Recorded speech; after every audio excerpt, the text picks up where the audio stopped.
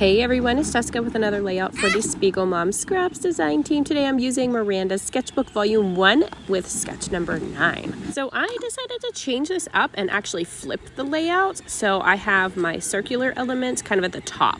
When I looked at the sketch, literally the only thing that I could see was this giant sun cut file by Pear Tree Cutfiles and how I wanted to use it with this sketch. And I thought, how cool would it be to make this into a giant shaker? So that's what I'm gonna do today. I'm actually at our farm today. I'm outside with the kiddos. They're playing and Oliver's riding a little John Deere Gator around. So you may hear some background noise here.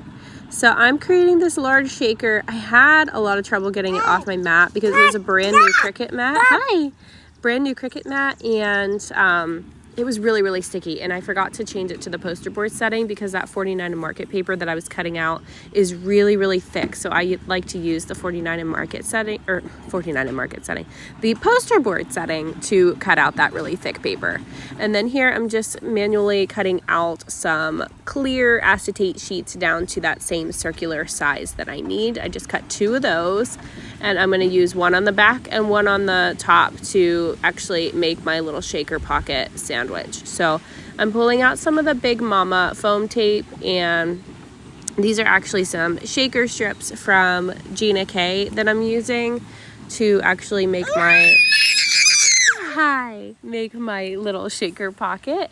I like to give it some dimension in between the layers so that it has some room to move all those sequins around and actually become that shaker. So it pops it up a little bit whenever you use that 3D foam tape.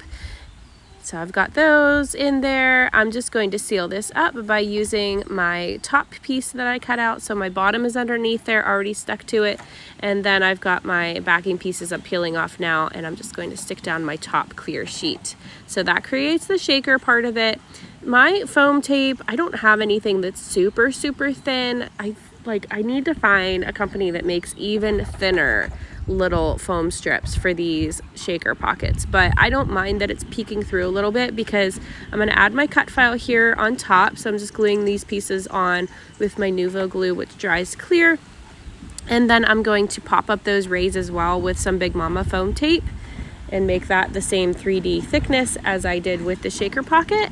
And I'm going to stick all that down, and I don't care that it's peeking out a little bit because I'm going to actually add my title letters right on top there too.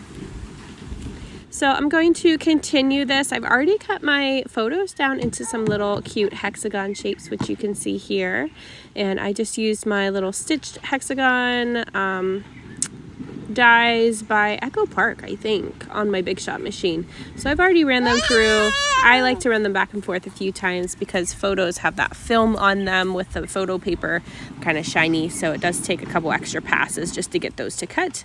And here I'm just popping up the rest of my little sun here with my Big Mama foam tape roll. So that's going to give it some dimension. But before I stick that down, I wanted a little border around my whole page here because in Miranda's sketch she had some different paper layers to her sketch, so I thought, you know what, I'm going to incorporate some of that by just adding a simple border to my page. So I've cut the middle out using my X-Acto knife and cutting mat so that I have that left over to use on another layout. And then I've cut my white paper down to about 11.5 inch square so that it had a little place for a border.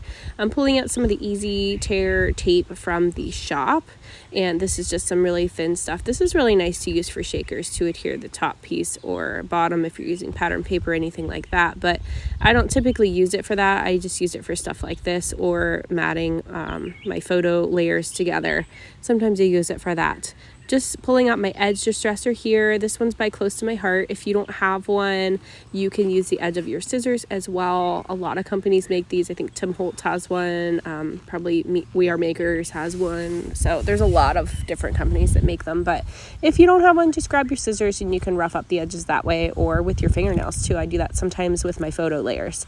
So I've got my little pieces that fell out here when I pulled my Cutfile off of my mat. So I'm just popping these back in with some more 3D foam tape.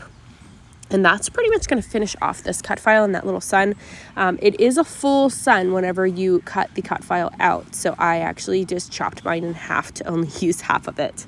So sorry, Marie, I am totally mutilating your cut file today, but I love it so much. I just wanted half of it. So maybe I'll use the other half on another layout. So here's my little photos of my little guy playing at one of our local beaches here. It's not an ocean beach, it's just a freshwater beach, but we love this beach. It's super clean and the water is always so nice and warm. The day we went here last year, it was honestly like almost like bath water. It was so warm and just very comfortable for my kids to be able to get in and enjoy and be able to cool off, but yet it wasn't freezing. So you can tell in the background of my photos, it is in the mountains and I just love it. It's just a beautiful view. It's just so clean. I love this beach. I don't know. But anyways, I am just putting my photos down here and I'm just kind of staggering them. I have the one larger one because I didn't want to cut any part of that photo off. So I just made that one a little bit bigger than the other ones. And then the other three are just small. So I am just popping these up so that the dimension matches the cut file and everything flows nicely there. I'm going to grab a whole bunch of different collections. So I'm going to be mixing collections again. I'm grabbing some Blvd here, some of these chipboard waves that I'm going to pull in. Miranda's sketch had some patterned paper strips here in the middle. And of course they were vertical, but I'm doing a horizontal layout. So mine's a little bit different, but all I could see when I saw those strips was this big sun and these waves. So I knew I had these in my stash, pulled them out, cutting them down to make them look like they go the whole way across the page. So I'm cheating a little bit, but I wanted to be able to use the most out of these little wave strips because I only have 2 of them. So I'm going to actually use the rest as well. And I thought I'm just going to scatter these at the bottom portion of my layout and just kind of make it like a little collage-y goodness down here and just add little bits and pieces. So I'm going to pull out some little wave stamps to go along with this. I'm going to add some little stickers by Elle Studio. I've pulled out this these summer letters here, and I can't remember what this collection is called. It might just be called Summer, actually. I can't remember, but I think this is from summer last year from Elle Studio. And I was going to use these little square letters to spell out fun, so it says summer fun, but I ended up not using them because I found the word fun left over from another layout that I didn't use it on, and you'll see me pull that in here in a second. But yeah, I found some other letters that I'm going to use instead that actually go the whole way across, so it works out a lot better. And then I'm going to continue this layout and grab some more random supplies from my summer stash here. I was going to use those little pear tree flare buttons, but I ended up not using them in the end. Pulling out some Distress Oxides and Archival ink in black. The Distress Oxide Peacock Feather color here I'm using with some Hip Kit Club stamps. And the black here is going to be my other word below it. It just says Summer Memories.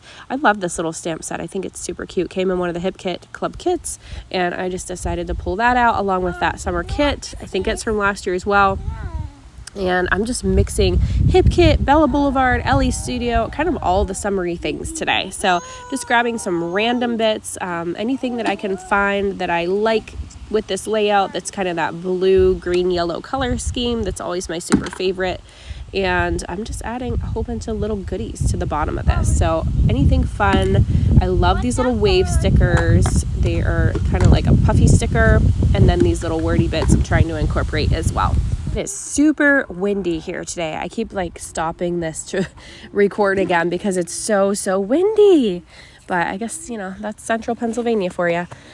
One day it's summer and the next it's like back to winter, but it's supposed to be summer-ish, spring-ish. I don't know. It's June, so I think the first day of summer is what, like June 20th or 21st or something. So we're not quite there yet, but it should be summer in my opinion because I'm working on a summer layout, right? So I'm just going to keep adding some random bits here, and I'm going to pop some music in while I finish embellishing this, and I'll pop in at the end to show you the finished layout.